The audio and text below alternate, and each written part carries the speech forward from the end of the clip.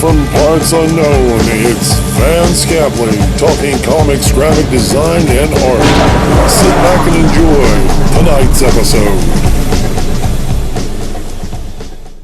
The Fantastic Four is one of my absolute favorite comic books.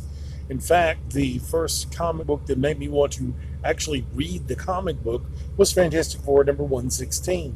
While doing a lot of these public domain revamps or redesigns or whatever, people would put in the comment what they'd like for me to do. Some of the things I had no idea what it was or don't know enough information about to actually do that. But one person put Fantastic Four. Now we could always go the easy route and say Plastic Man and Invisible Scarlet O'Neil, the Golem, and Blue Flame. Okay? And there you go. Done and done. And I know someone's going to say in the comments below, Plastic Man's not public domain. Those comics from that time period are. The character may not be. This is just for fun. That's why I do these. But I want to get a little bit more serious with this. What would you do, Vance Capley, VanceCapleyArt.com, if you could pick from a comic book company, because you know my rule, pick from one company so you have some sort of cohesive gel, and what would you do with it?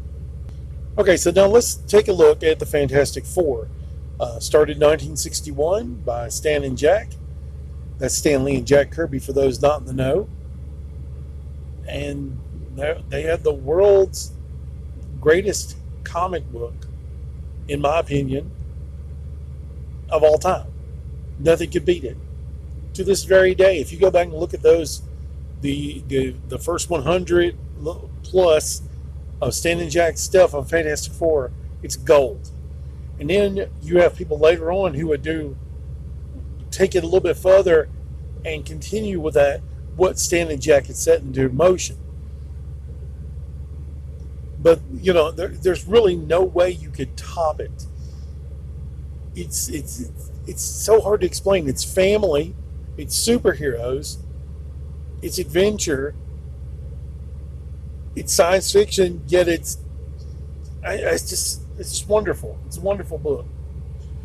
Of course, you have Mr. Fantastic, the Invisible Girl at the time, now Invisible Woman, the Torch, a revamp of the 30s character as a young teenage boy, as the Torch, of course, and then Ben Grimm is the Brick Thing. These characters are fantastic. When they said Fantastic Four, they weren't kidding. Now, to create something like this, I have to allow myself to do this for the fact that I don't think it's a good idea to try to riff on the Fantastic Four. To me, they're the pinnacle of the Silver Age of comics going forward. And I don't think any superhero books, team-wise, have, for my personal taste, have cut the mustard. I mean, I can't find anything to that level. So what I did was, as I did before, to make my public domain version of the team, I looked to a comic book company, pick one, and I picked Centaur. And I do a lot of research. These are the characters I chose. This was really hard to do because the thing that makes the Fantastic Four work is the personalities, the family, the camaraderie, the friendship. As they battle these strange and weird people, that's what makes it work. It's not their powers. And that really makes it tough to do this. Because you would have to, with a lot of these public domain characters, they have no personality really. You know, especially when you're dealing with stuff in the late 30s, early 40s, when they weren't really focusing on that. It was just get the books done, get them out, have adventure, have color, done. 10 cents, go. And that's kind of what we're looking at here.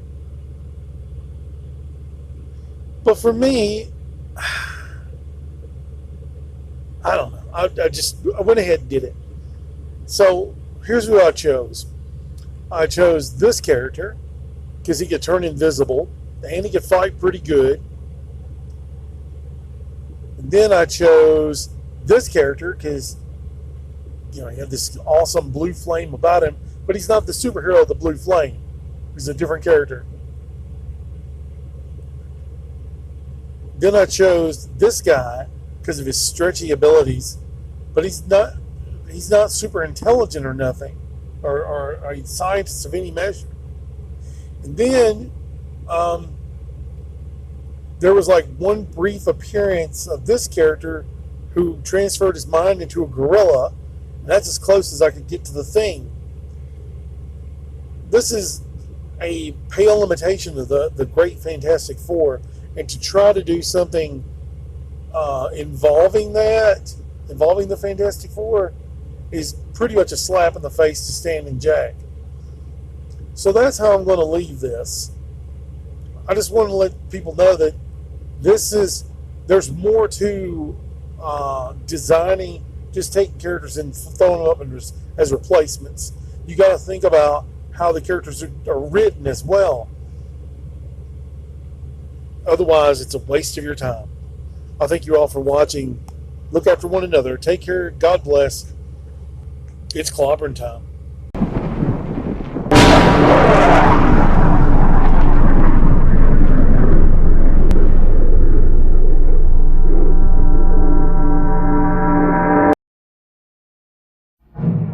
Coming soon, clawing its way back from the dead, Monster Magazine is back! And you better believe there will be monsters! It's our 3rd birthday and we are celebrating early.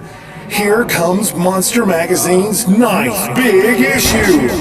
White Zombie, Sugar Hill, Frankenstein 1973, and much, much more, including our first painted cover and the first appearance of our brand new horror character, Death Bell.